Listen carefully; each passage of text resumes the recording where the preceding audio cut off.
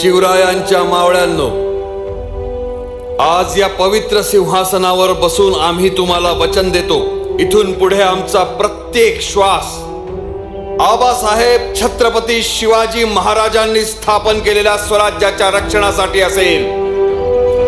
आमच्या धमन्यातून वाहणाऱ्या रक्ताचा थेंब थेंब आम्ही स्वराज्य देवतेच्या पायी अर्पण करू.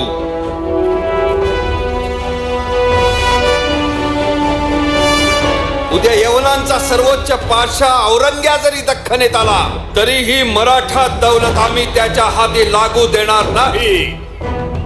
शालिवाहनाची गोष्ट आबासाहेबांनी आम्हाला सांगितली होती.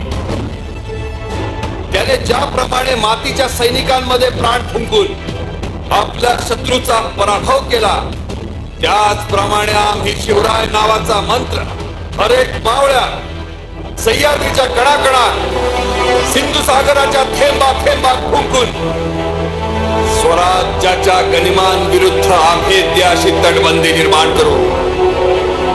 स्वराज्य केवळ टिकवणारच नाही तर ते वाढवू. आबासाहेबांच्या म्हणण्यानुसार हे श्रींचे राज्य अहत तंजावर ते तहत पेशावर करू. हर हर